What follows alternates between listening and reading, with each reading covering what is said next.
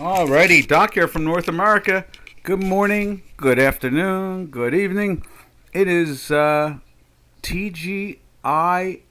Thank goodness it's Monday. We're always happy to see a Monday come along. We're not complaining when they give us a Monday off, of course, but it's always nice to see the week start.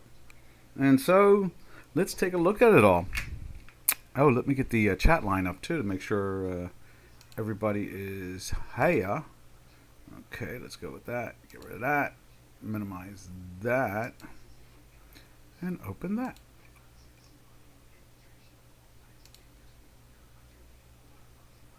There we go.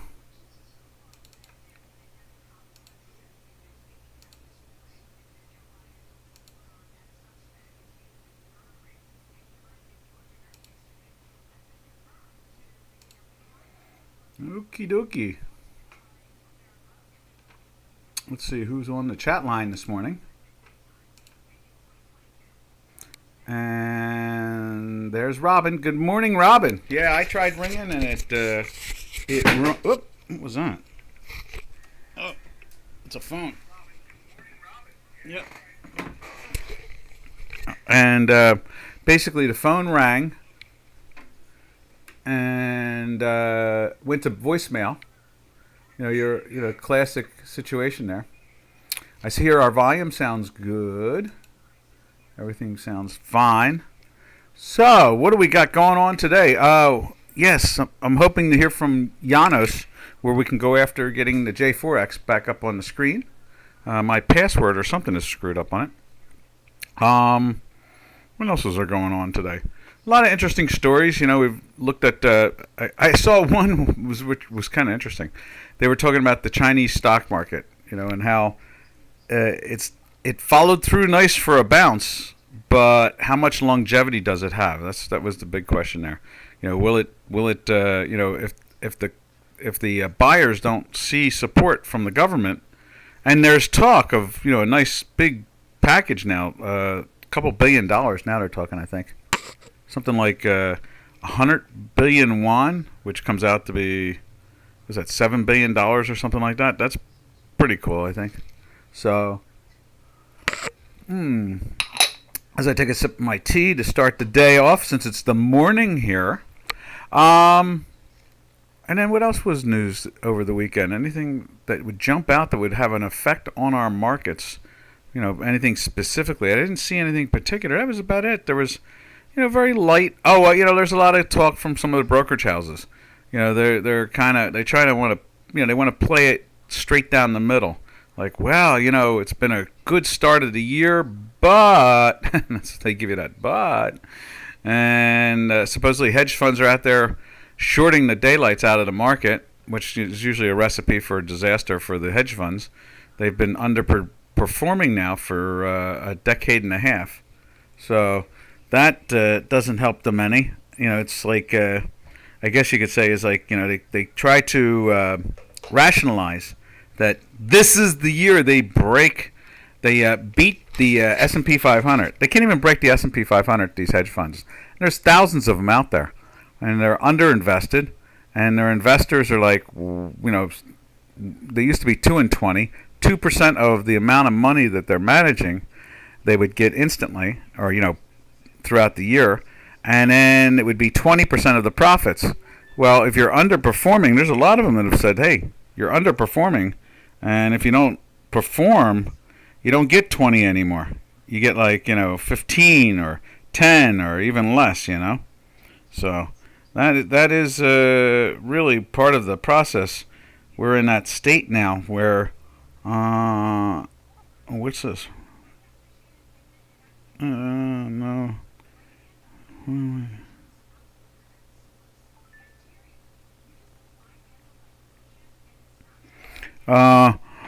Basically, that really changes the whole complexion of the marketplace itself. It really does. And every year now goes by, and there's a lot of money. There's a lot of smart money to invest in hedge funds. And what they try to do is they try to figure out, in other words, after 5 years, they're making money, but they're not making the money they're supposed to make. And so sometimes money that invests in hedge funds will add more money because they're thinking buy low, sell high. It's a classic. It's the basic concept of finance. The fundamental one. And when you look at the amount of hedge funds that are out there and the type of hedge funds, most of them are what you would call long-term investing, or a long and hold type of things. It's a spread out over time. And then basically, there could be like 3,000 or 4,000 of those. Used to be 7,000 of them.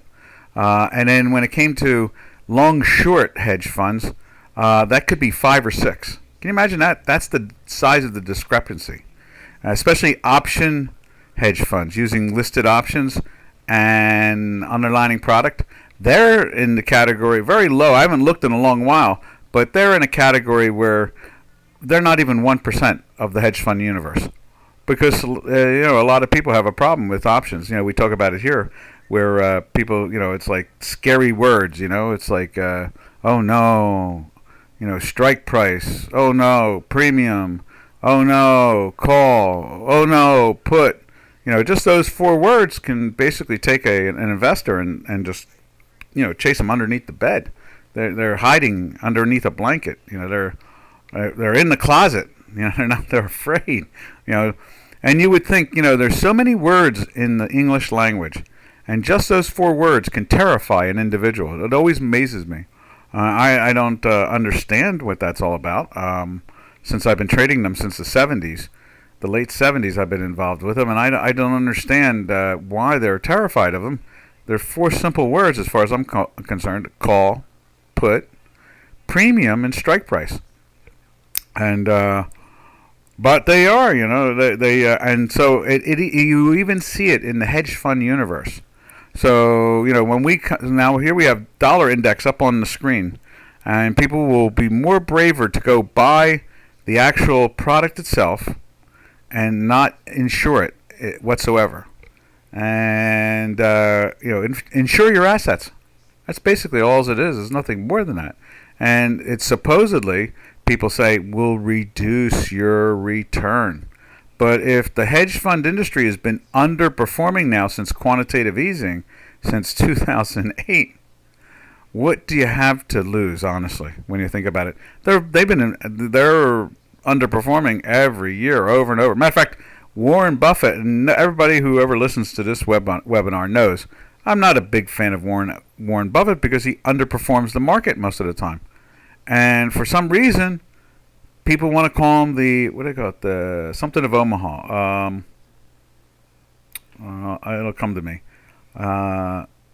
The wizard or something like that of Omaha, because he's out in Omaha, and he underperforms the market. But no one pays attention to that.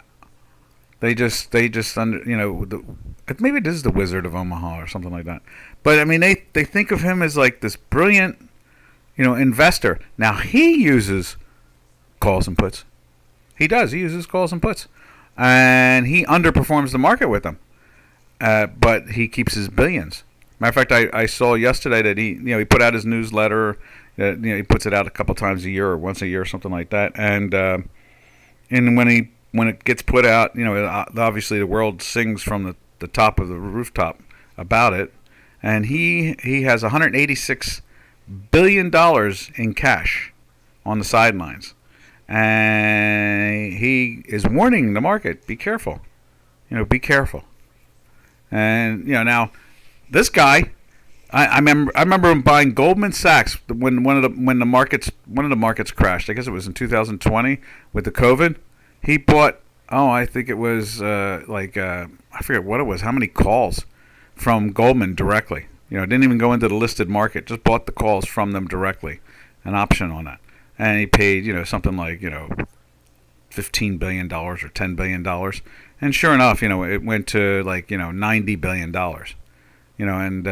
But obviously, he underperforms the market, so he's not. It's not like he's there's only one hedge fund out there that, and there might be some others, like Citadel and so forth. Citadel does too, and Citadel is more because they're a market maker, and then Renaissance is the number one hedge fund in history, and it outperforms the whole marketplace constantly because they use algorithms like myself, and they use options like myself, and so that's the name of the game basically.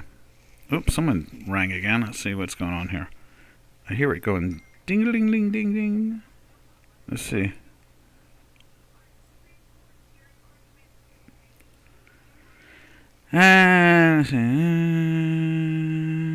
Okay, nothing there. Okay, all right. So that's just a way of starting the Monday off, and that is, since Mr. Buffett had put out his warning to everybody, and also telling us that he has 186 billion, not million, in cash sitting on the sidelines. It just shows you how confused and concerned the market is. And so we look at the market, here we are. I think the S&P 500 is the most well-performing index of the year out of the three here in the United States, three majors. It's about a little like 6.9 or 8%, something like that on the S&P. The NASDAQ 100 or the Tech 100, that is performing at like 6.3% so far. And the Dow Jones Industrial is a little underneath 4%. It's like 3.7. So, and you look at the dollar index, and the dollar index for the year, as you see it on the beta on the screen there, it's started off around, where was that, 101, and basically has traded as high as 105 almost. So that's a 5% move up. And right now we're sitting at around 4%, just like the Dow Jones Industrial Average. The dollar itself is, just steadily, I wouldn't say gaining, it's steadily being strong. I think that's the best way to look at the dollar. And the dollar doesn't want to give up. They with the interest rate problem going on, where everybody thought by now, let's see, what month were we getting ready to go into March, and everybody was convinced by January they were going to start cutting rates. Didn't happen. They thought that there was going to be 7 cuts between January and like July or something like that. And so far, now we're coming into March, and they're not going to cut in March.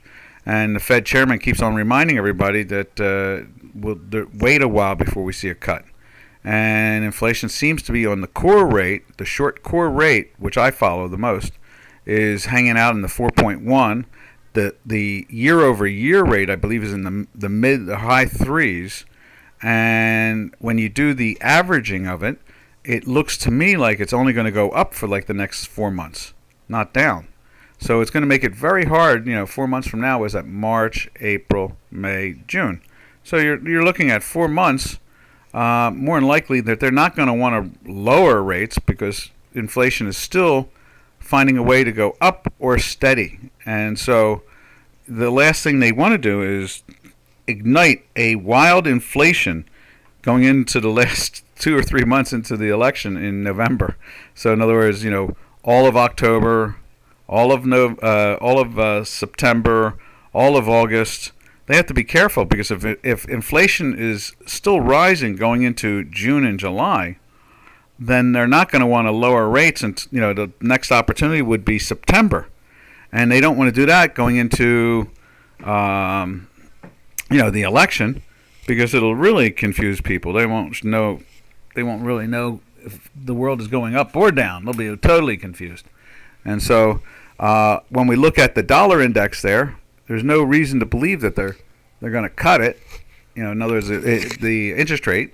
And so you can see it drifted down from almost the 105 area. It was like 104.85, I believe, on the futures contract there.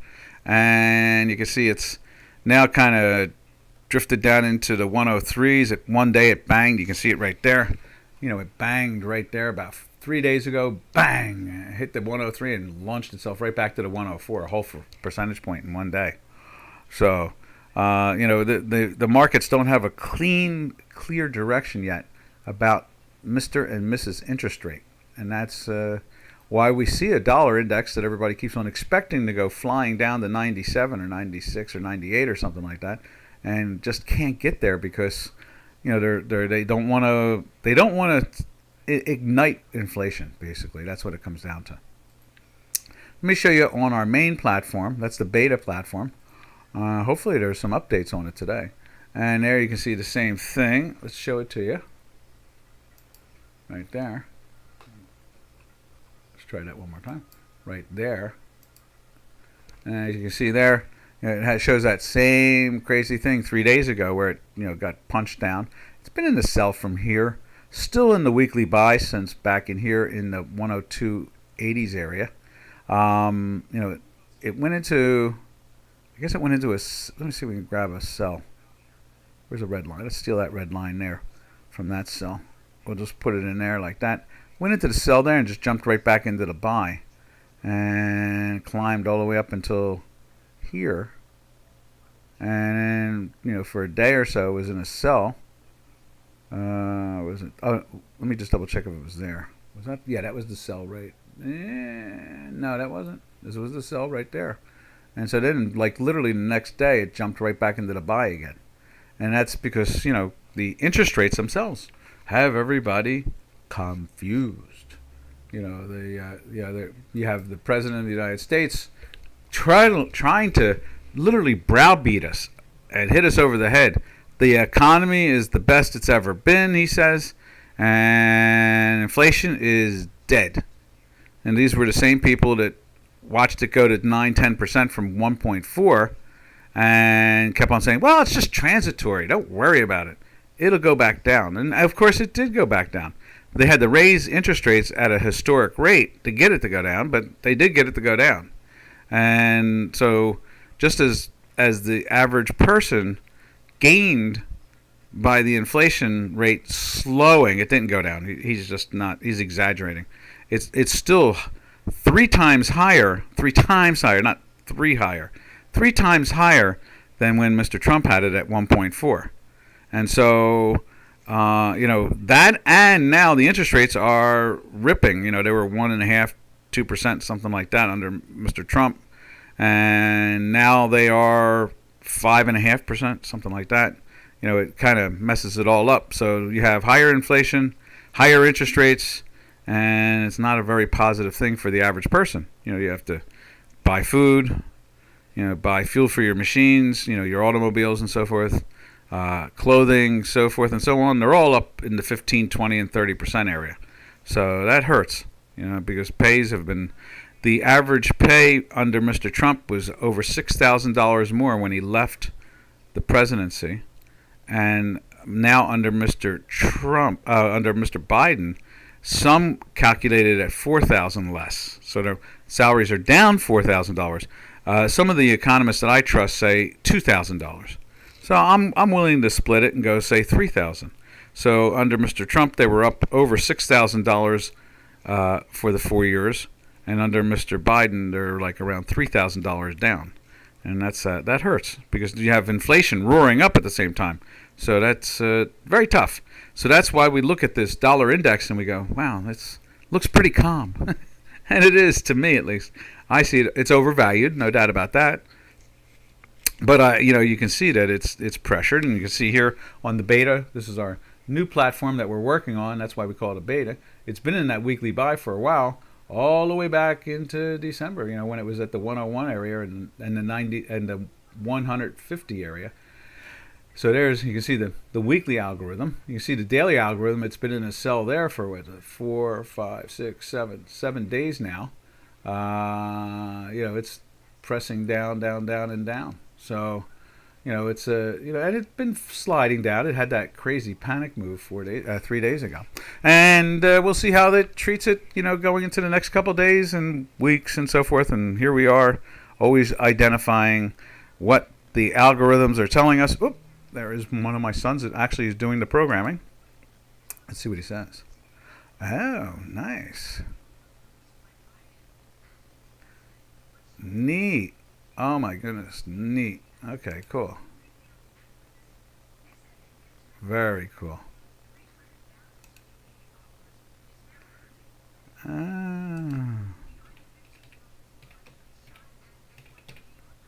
we are. Very cool. All right. So from there, I guess could I show you that? I'll show you that. My grandchildren looking out the window. They're putting concrete into. Let's see if I can get into that. Let's see, can I get into that? They're putting concrete in a new building they just put up at my son's house. Let's see if I can get in there. Let's see. Let me see.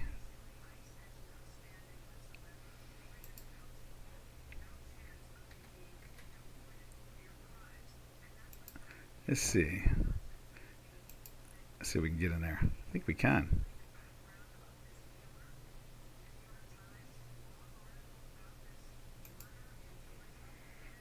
Let's see. Go like that. I go like that. All right, a garage. Can we show you that? Yeah, there we are. That's right, a garage. And you can see it out there. The kids are watching them put concrete into his new building that he just put up. We're a new robot factory. They're cute. There we go. So that's what I was laughing at. That's very cute. What else can we say? What else? I guess that's about it with the dollar index. So let's go over and take a look at the euro and see what the euro is up to this morning. Oh, we didn't even open up the euro. How about that? Oh, and you know what we need to do is we need to open up the intraday too. So let's do this. We'll open that up like so.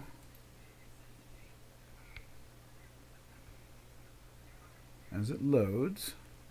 And then let's close that. There's the intraday of the S&P 500. Let's close that workspace. And let's see, where's the euro? Let's see if we got it right there. That is the Turkish lira. You see it's playing with another all-time high. There's the euro. It's been in a daily buy now. Let's widen this out so you can see it even better. You can see the weekly now is joining in. We're getting some strength there on the weekly right there today. Just a little teeny up. There's the zero line right there. It's just above it by the hair of its chinny chin. You can see daily it's been in a buy since right. Oop, didn't mean to move that. It's been in a buy since right there. And so it's been in a daily buy, intraday, or not daily, not intraday, daily buy. Let's see if we can turn on the intraday at the same time. I just want to double check the euro. Okay, so they're all loaded. So now let's go over and open. Where's it at? Right there. Intraday for Dookie. So let's check that out at the same time. And so nowadays we look at the daily, we look at the intraday, we look at the daily, we look at the weekly, get a broad view of the action that's going on. Let's go over here to the intraday daily still. Not there, right there. There we go. No, not there, right there. And we go like that. And you can see that strength still in there. They lifted up that crazy day where the dollar index spiked down to 103, and by the next day it was back to 104. You can see here it's been in the buy for days and days and days on an intraday, daily basis, and showing the buying and the strength and so forth. Let's see. There we are. So there. What else we got? Let's see if the intraday has loaded in. I'm usually try to get that thing set in the beginning. There's gold, but the algorithm's not updating yet.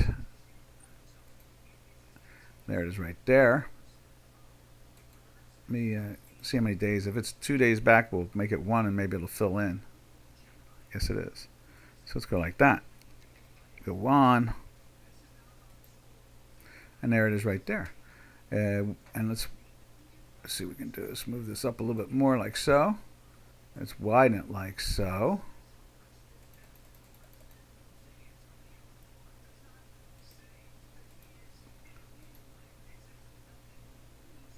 Okay, so you can see here, this is where it went into the sell. I mean, I'm just looking in the last X amount of minutes. Like right there, that went into the sell.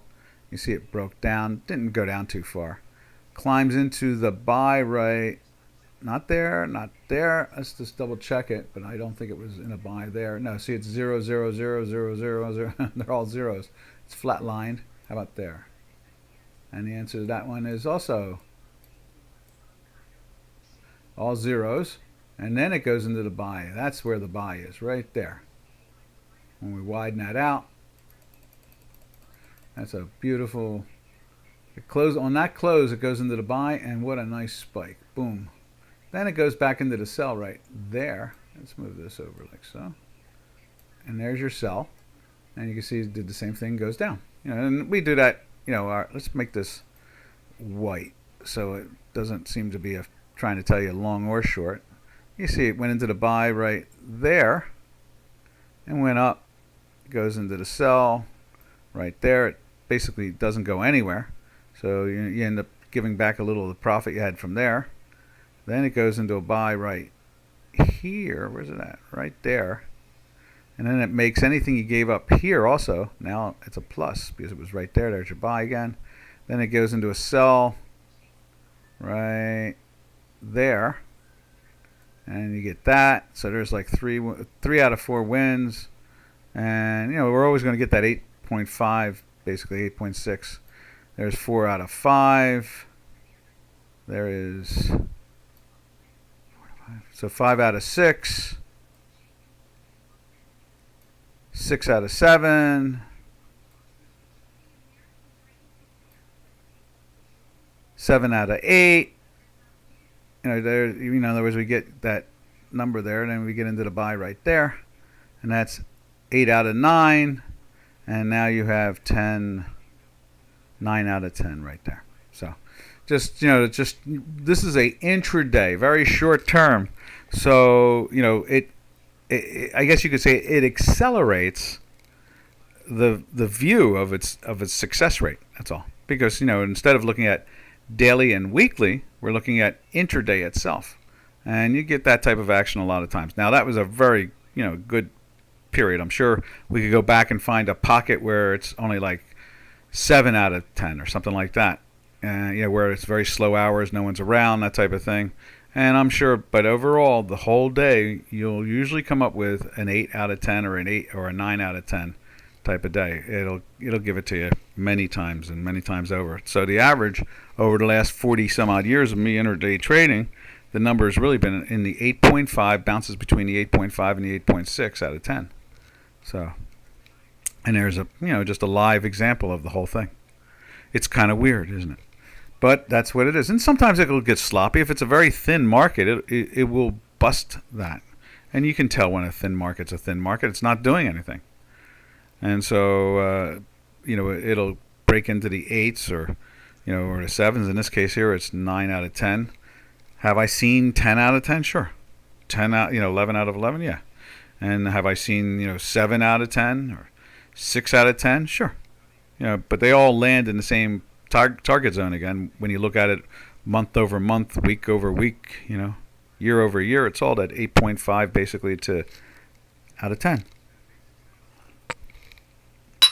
Just basic mechanics, traders, basic mechanics. And that's why we're building the beta. Because once we get that beta built, we can offer it to people, especially at Dukascopy. We'll give you big bargains, big easy bargains, because there won't be much work for it.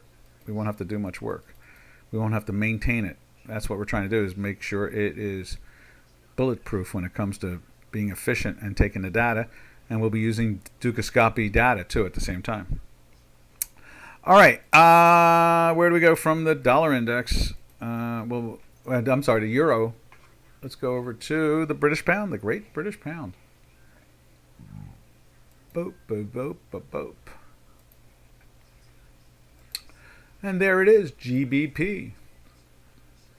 Daily for 3-6, going on the 7th day. We were very close last week of flirting with the weekly buy. We didn't get it, and look at it, it's not there even now. We can erase it, and it was over it at one point. You can see the fast had jumped through it last week. This is the fast algorithm on the weekly. We always consider it like a yellow light when you come to a traffic light, and you got red, yellow, green, yellow, red. In other words, the yellow light. We think of it as the yellow light. It's giving you a warning that as much as the slow algo, the green, is not in the buy yet, because it's not through this zero line. The fast is, and it's telling us that there are buyers coming in, and the daily has been telling you that there's buyers coming in. But we're not getting that strong confirm of the weekly yet, because we like to be very, very conservative, because you're only seeing our charts for an hour, and you only have like an hour during the day to ask about them. Unless you're a subscriber, it's a tough situation. So we try to give you the best we can for a free opportunity, and that is every day tune in. You can ask, as Robin says, ask any question, ask about any product that you like to follow, and we can tell you where it's at and how it's looking for the day. And then it comes down to the skill set of how you trade and how much equity you have. We'll never know that. We're not supposed to know that. That's all in your privacy. No Chaz! Morning, Doc. Morning to you. Weren't we going to talk about something from Friday? What was it? I think I made it the title of it, too. Pairs, was it? Were we talking about pairs trades? I think it was pairs trades, wasn't it? I think that's what it is.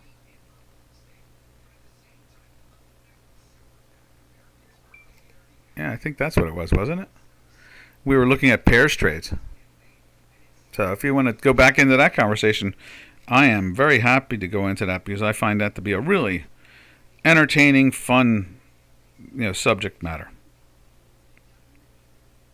The little cuties being cuties.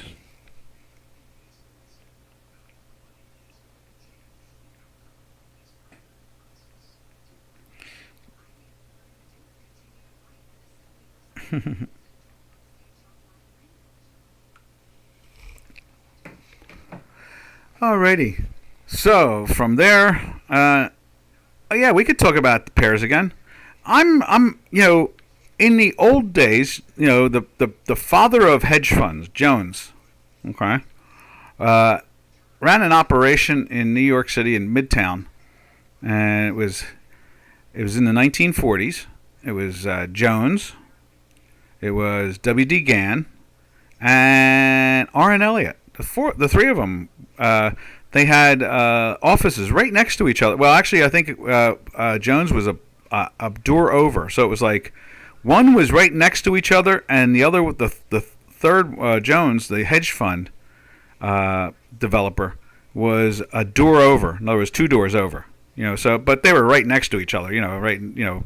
I think it was like 47th Street or something like that. So they were all on that same street, right next to each other, and they had a secret operation going on. No one knew about it, and then the word started to get out there slowly that R.N. Elliott was really old at that point, but he had his office there and he was doing his thing, and so at this point, what you see is, what is it? I was taught that when trading NASDAQ 100 NQs, it's important to monitor the U.S. dollar index, and that if the DXY is shorting, it's a signal to go long on the NQ. I remember days like that. I mean, years ago. With quantitative easing, I don't trust anything anymore except for the algorithms. I see. However, I've noticed recently that this correlation is no longer holding true. I don't think any of the real correlations. We do a couple correlations here and now. We do gold with the South African Rand, and it has a hard time. Matter of fact, remember we were talking about a short afternoon. It didn't. Gold went up.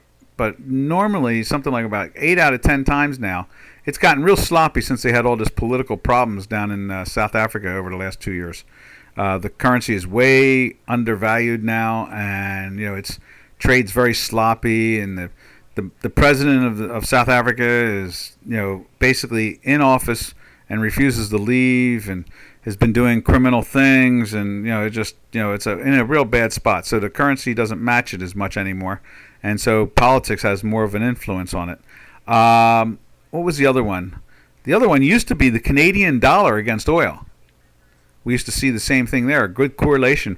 When the Canadian dollar was gaining against the dollar, the U.S. dollar, usually oil went up in price. And when the Canadian dollar was losing against the American dollar, oil used to back off. Now that's around a 6.5 out of 10. Both of them, they both have bad correlations compared to what they used to be. They were much higher. One time we used to watch the Kiwi against the Canadian dollar. That got even worse because of the QE. The QE really turned that into a fiasco. What other correlations was there? We saw for a while Bitcoin was outperforming the stock indices, and now it's calmed down again. And so, let me see. So yeah, the correlation thing, I'm not a fast, to me, I don't look at it as the old, Jones or slash, Burnham, Burnham Lambert, I'm trying to name the company again. The company's not here anymore. It was Milken's company. Drexel Burnham Lambert. They were major pairs traders. When Jones passed on, because Jones was an old fella, when he passed on, Drexel picked up the mantle there. I had a good friend that worked at Drexel. He was their number one pairs trade guy. We talked about pairs a lot. Good old Louis. And it basically basically comes down to the fact that in the era of listed options, it really takes away the pair trade. Now, in futures contracts, you can do a pairs trade for dividend, because if you buy the stock index, or in this case here, you sell the stock index, and there's a premium, which right now there is a premium on the stock. I believe there is. Yeah, there's a premium again because of the interest rate. So the yield is higher than the actual basket of stocks, and you can collect a dividend at the same time. And so that's pretty much the name of the game. Pairs trades used to be a really good tool before there were options. And what a pairs trade is, remember, when you're trading currencies, you're doing a pairs trade. If you're buying the British pound and selling the dollar, or vice versa, or even buying the British pound and selling the euro, or the euro selling the euro and buying the British pound. In other words, they're all pairs trades.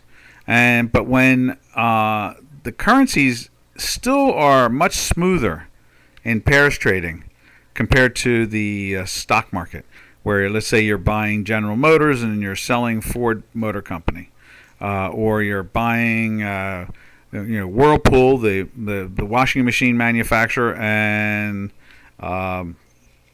used to be you'd be buying Sears, who manufactured, they had a brand of their own. Or it could have been General Electric, because they had a brand of their own, and that was a major part of their income at the time. In other words, it's like buying RCA, one TV company that makes TV sets, and selling like Zenith, selling one and buying one. But those days are gone. It's a very tough market to do that because of options. Volatility now is much bigger. Beta is way more bigger, and so you have high beta stocks and low beta stocks, and they don't always march along very well. And oil companies, like buying Royal Dutch Shell, you're buying that, and you're selling, say, ExxonMobil, that oil company, or British Petroleum, and selling Chevron, that type of thing. And so those pairs trades are just not as safe to trade anymore because of the volatility, which is created basically because of the options. Because now you can take, now they have options that expire in one day, on the hot products that are very liquid. And so it's a cheap way of being long something or being short something, and you can put out $1 million instead of putting out, say, $150 million. And to lose $1 million on when you're trading $1 billion is nothing. It hurts, but it's a lot better than be trapped in some type of stock position where it drops, like $7 or $8 million in the day. And now you'll have the same delta with the 1 day option, as you would, you put out $1 million and buy that, compared to buying, say, $150 million worth and losing $6 or $7 million in a day. It's just a totally different animal. So that's why the markets are jumbly, I guess you could say, or much more volatile, and the beta is much higher nowadays. And so pairs trades nowadays are very tough, and we show you a couple of pairs trades. We watched the gold one. We'll be showing you in a few minutes. Matter of fact, why don't we drift over to that now? We can go. Anybody want to see the? Let's do this. We'll go to the South African rand, and then we'll go over to the metals market. We can always go back to currencies if you would like to see something. So you can see here for 3 days now, the product has been going up. This is the South African rand against the dollar. Normally, something like used to be almost 10 out of 10 for a long time until the political disruption down in South Africa. It all of a sudden in the last 2 years it's been a real mess, and now it's about 7.5, 8, bounces back and forth in that area. So there you have basically 3 days with an upwardly trend, and so you would assume instantly that gold would be down for the last 3 days. And we saw it was trying the last couple of days to break down. But no, it broke down for 2 days, and there's the third day. 1, 2, 3 was down that day, and instead, what did it do on Friday? It lifted. It was breaking down, and at one point, I could have sworn our low was below this. And let me just go back and look at, let me do this, what we sent out. See if we can find it and see what it was. I could have sworn that they've changed the low too. No, not there either. Oh, that's right. I just saved that today. Forget it. Let me see if I can go back into my emails and find one of them. Let's see. Get rid of that. But I remember it was below, and I was saying on Friday, it's probably going to break down, in the afternoon. But it didn't break down in the afternoon. It climbed even more. Now today you can see it's just a little bit down at the moment, but for the last 3 days that's definitely higher than lower for the last 3 days. And so there's a perfect example of the pairs trade situation, trying to follow one asset, assuming that it's going to consistently represent the direction of another asset. Oh, I'm glad. Good. And see, I'm very glad that that I made sense there. Sometimes I worry I'm rambling and I'm not making any sense. All right, so there's the gold right there. It's not. Now what's interesting is silver. I did see that silver is threatening to get into the weekly sell now, whereas gold is in the weekly sell. See it right there, and it's breaking down. So it's paying attention. You can see the last 3 days here, as much as they tried to lift on Friday there, and no doubt they did. You can see 1, 2, 3. It's lower over the last 3 days, just like the South African rand. And when we go and look at platinum, same situation. Last 3 days, it's lower, right there. And when we go look at copper, we look at the whole metals complex. Same situation. Last 3 days, it was banging around 390, and now today the low is 382. Is it? No, 382.45. So all three of them now are starting to try, but gold, which is normally the most accurate to the South African rand, doesn't seem to care. It's just it's lifting up today. Well, it is down a little bit, but nothing major. So, all right. Let's see. What else can we say about that? And let's see. You can see it even on now. What's interesting is that where's the gold again? There's the gold right there. It's hanging out in the buy. You can see it's hanging out in the buy right there, daily buy. But the weekly buy has still not been able to get through the zero line today. And that is this week already. Good. And then we go over to the beta, our beta platform, and which we're very happy with. We just need to tighten some parts up inside of it, and it'll be as efficient or more efficient than our main platform. And then that's when we'll start pushing it out the door. You can see here the last 2 days on the daily, pressing down, and today's the third day we're pressing down, and we'll see how it's treated right there. It hasn't updated yet. That's one of the problems we need, is to get that update. It's saying there that it's a minus. So it's the 3 days, or see it right there when I put the crosshair on it. It's at minus 0.06665039. We really look into the atomic level of these things. And then at the same time, you can see the weekly. Last week closed in a weekly sell. It's been in a weekly sell, but it was very close to climbing into the buy. It's starting the week off with a little strength there. You can see that right there. We'll see how that goes. Just like we're seeing the same thing over on the main platform that we use every day. You can see that right there. The weekly is trying to get into the buy just the same way. And you can see the fast is through it already. So it's, this is the action we're seeing there, and this is how we're watching our math, and we keep an eye on it and try to be coherent to the whole fact there. And that is your pairs trade, basically, or correlation. I like to call it more of a correlation. Not a pairs as much as that we look at something like the South African Rand, and then we look at the metals industry, the different 4 metals products. And then at the same time, we go over to like oil. And we used to look at the Canadian dollar, but it's way all over the place. It's at like 6 out of 10 times now. It seems way everywhere else. I think I actually credited their prime minister. Trudeau has what they refer to as a minority government, and it's in a very tough situation. They had to merge up, I believe, with the communists or something like that to get power.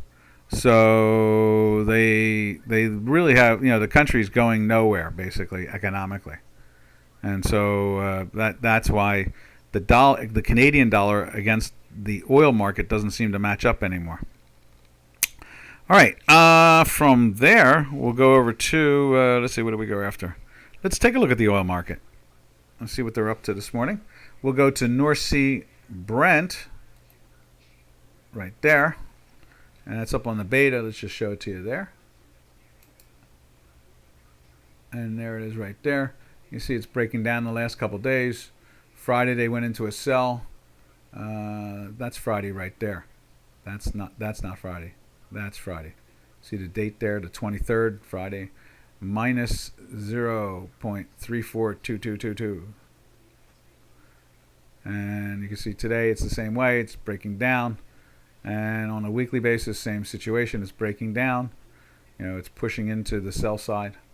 And that's North Sea oil. Then we take a look at, there is West Texas Intermediate right there. Doing the same thing, breaking down. Closed to sell Friday. Today it's pushing down. And you can see the weekly doing the same thing, pushing down. Then we go over to the main platform right there. And let's just show you how it looks there. Let's see, what is that?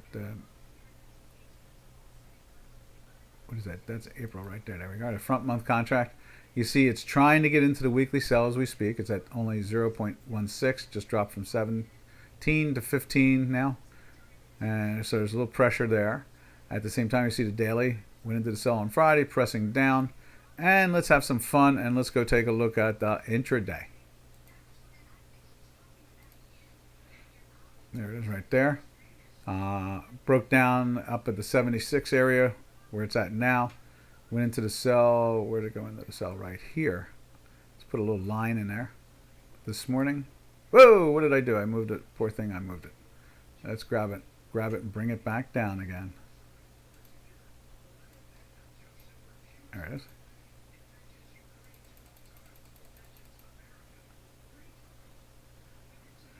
All right, there's a sell right there. So it pushes it into the sell right. Let's see, 1, 2, 3, 4, 5. So 1, 2, 3, 4, 5. It goes into a sell right here. Barely makes any money at all. Pops back up to the 31 area and then goes into the sell at was that 76.17 and stays in the sell all the way to right here. So let's put the line in there for you. Right there. Well, that didn't do it. I'm out right there. Let's do that again. So it went into the sell right there.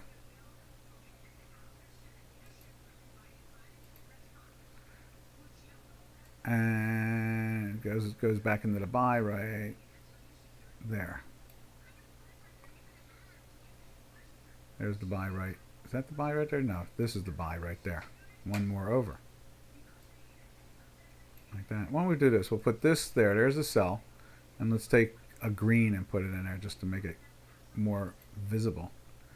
So it went all the way down to 76 even and climbed back up to basically where it went into the sell. And that's why I always say, it comes down to the trader and the amount of capital you have and how you trade with stops and so forth, or options and underlining. Well, when you're doing it intraday, you can be wild and woolly because you can put a simple stop out there. They don't halt these things until real desperation. You know not to play at that point. And then it went into the buy here, and then it's climbed up. We'll see if it, starts to curve over from this top in here. And that is the intraday oil. Now let's go back and look at. Oh, there we go.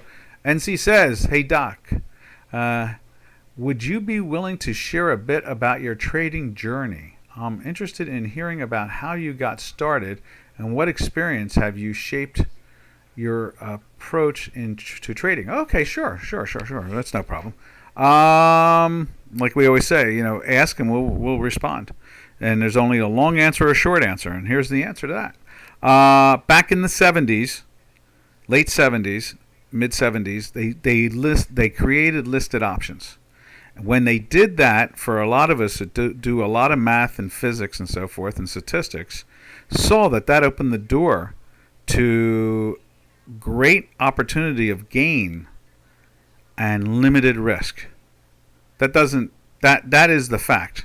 Okay, so when they created listed options, a lot of us out there that like to play with different ideas, how to make money in the math and physics and so forth universe, looked at it and went, wow, there's an opportunity to make unlimited gain with minor loss. So we knew that automatically it wasn't 50-50 anymore. So then some of us took some of the math that they used during the Manhattan Project years. That's why we have a system on J4X that follows that approach, the algorithm. Predicting like a Riemann or a moving average or a stochastics and that type of thing. Then we saw that and we started to combine the two together. And that's what you have as Renaissance technology today. The number one hedge fund in the world is run by a mathematician physicist, and so chain smoking Jimmy, and so the financial markets started to reach out for people like us that understood what they called the Greeks, delta, gamma, theta, so forth, and we started trading them pretty aggressively. And at the same time, due to the fact that now you could buy 1 million shares instead of 10,000 shares and have less risk compared to the days when we bought 10,000 shares and had more risk. So I'll say that again. Before there were options, when you bought 10,000 shares, you were taking an enormous risk. But when listed options became listed legally and you could use them, then you could buy 1 million shares and take on less risk than you did when you traded 10,000 shares. And that's why volume expanded and increased, and a lot of us moved into the financial universe and out of the science universe. And so from there, I became a member of pretty much each one of the exchanges, the Philadelphia, the New York, the American, the New York Futures Exchange, the World Trade Center, the CEC, the Chicago Board of the Chicago Mercantile Exchange, the Chicago Board of Trade, and we're trading different arbitrages or pairs trades too. We were like trading New York Stock Exchange Index against S&P 500 Index. Remember that, Robin? The New York S&P 5-3, and then we were doing all kinds of stuff like that, and at the same time marrying options to it, and so that's the story. I hope that makes some sense. We're done for the day here now, but if you want to come back tomorrow and have me explain more about it, glad to, and how we use the options and how the concept was put together, what an option is. We can even go to the simplistic. We can go back to what an option is, and then how it works, and so forth and so on. So amazing. Yeah, it's cool. It's cool. Yeah, can you imagine? You can buy 1 million shares. Nowadays, people are going even bigger. They can buy 10 million shares and take on as much risk as they took on when they bought 10,000 shares. Isn't that amazing? There used to be a special order when you traded 10,000 lots. It was like an announcement. It was on the tape when 10,000 lots went off. They actually put a little symbol up on it that was the price and the size. And it was like they used to count how many 10,000 lots were traded. Now we trade millions with no problem, because you can marry them to A, the futures contract in a pairs trade, or B, you can really insure them even better. Well, no, it's equal. Or you can insure them through listed options, and trade them as a straddle. So that's what it really comes down to. There's many forms of straddles with options. You have a great opportunity with those straddles. All right, I'm out of here. This is Doc from North America. We will catch you all tomorrow, same time, same channel. So, happy trails to you until we meet again. That's tomorrow. Happy trails to you, to all my webinar friends. All right, traders, later.